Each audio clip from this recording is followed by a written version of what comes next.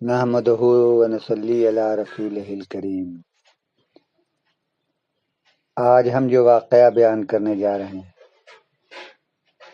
وہ حیرت انگیز ہی نہیں، ایمان افروز بھی ہے۔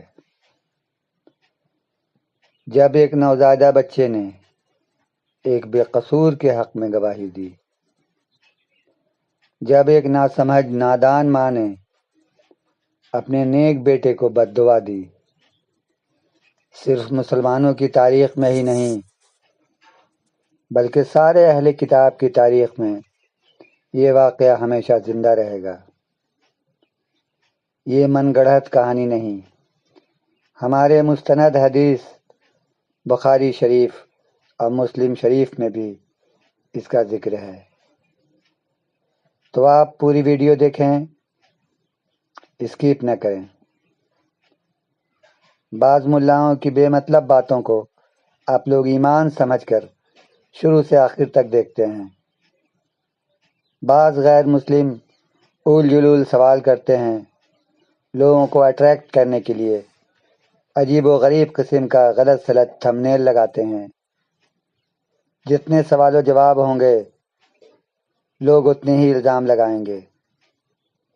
اس قسم کی ویڈیو بنانے کا مقصد اسلامی تعلیم کو گھر گھر پہنچانا نہیں ہے،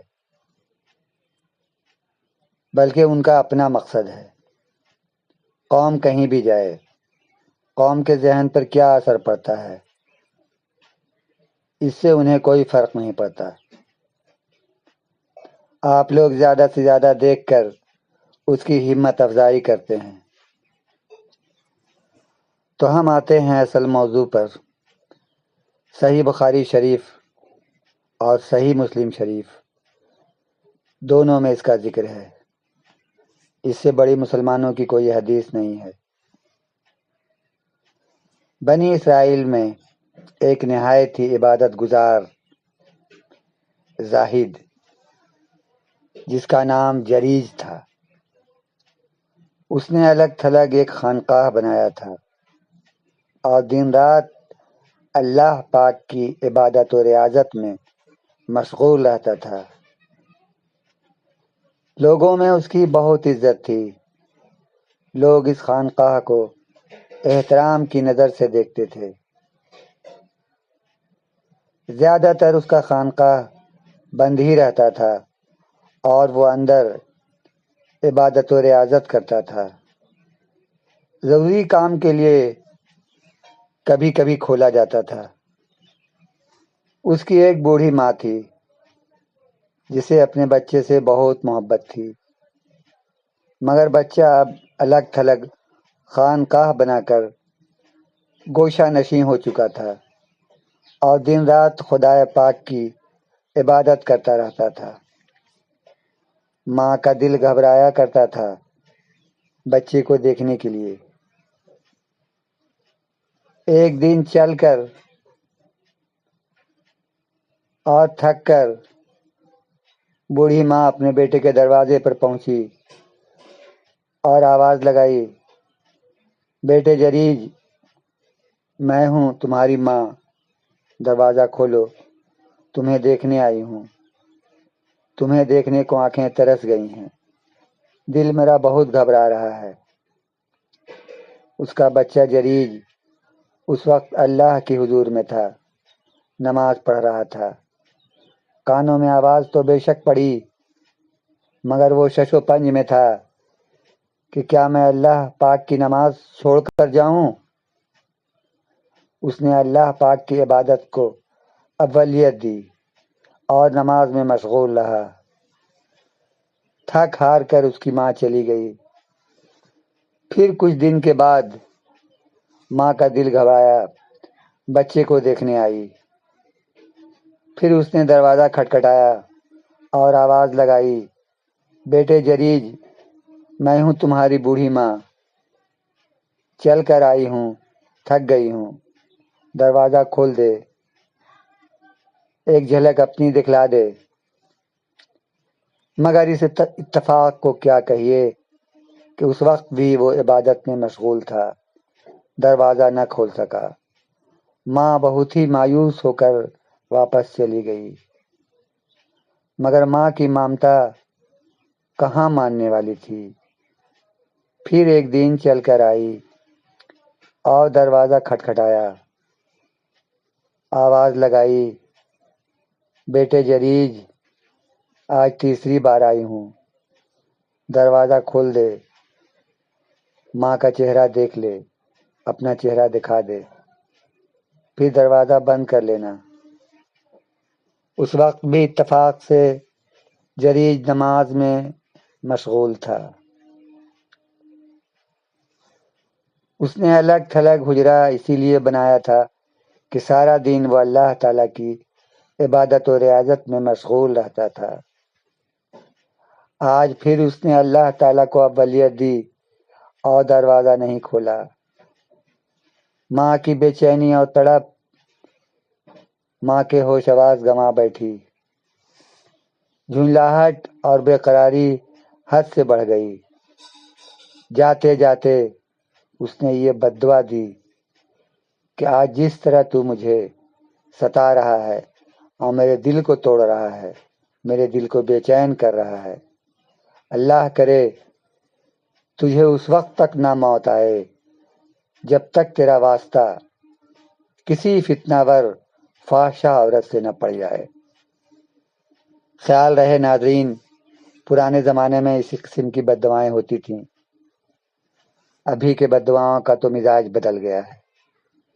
ماں چلی گئی روتی ہوئی، بیٹے کے دل پر ماں کے بددعا کا اور ماں کے مایوس ہو کر جانے کا بہت گہرا اثر پڑا، مگر وہ سوچ رہا تھا کہ میں بھی اپنے آپ میں مجبور تھا، میں کس طرح نماز چھوڑ کر، نماز توڑ کر جاتا،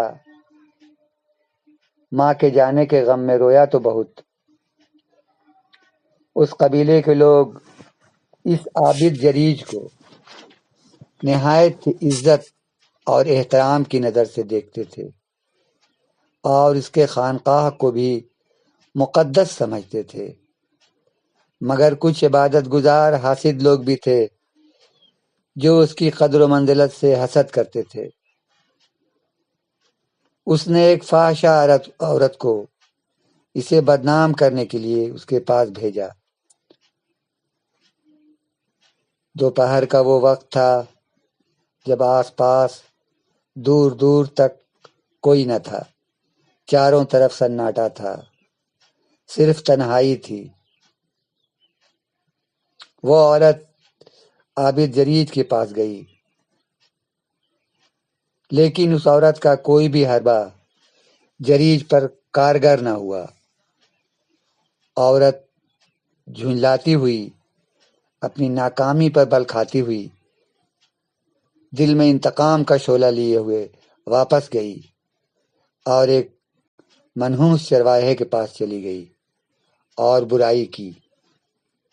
اور جب بچہ پیدا ہوا تو اپنی رائے اور کچھ شرپسند حاسد کی رائے سے اس نے گاؤں والوں کو کہہ دیا کہ یہ بدفعل ہمارے ساتھ اسی عابد جریج نے کیا ہے اور یہ بچہ اسی کا ہے۔ قبیلے کے لوگ تو آسمان سے زمین پر گر پڑے، جسے وہ ولی اللہ سمجھتے تھے وہ اتنا کمینہ نکلا، لوگ ہوش حواس کھو بیٹھے، اور جو حاسد قسم کے لوگ تھے انہوں نے اس کو غصے کو اور ہوا دی۔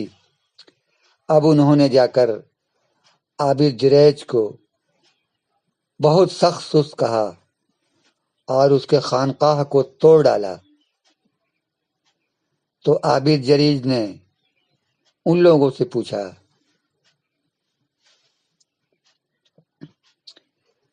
کہ آخر میرا قصور کیا ہے؟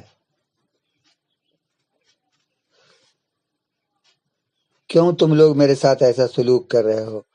کیوں تم لوگوں نے میرے خانقاہ کو توڑ ڈالا ہے؟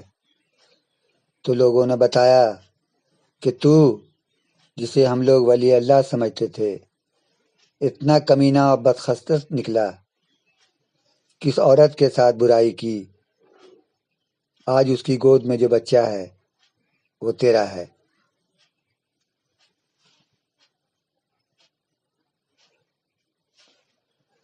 عابد جریج، اسے عابد جریج کہا جاتا ہے، صرف جریج نہیں۔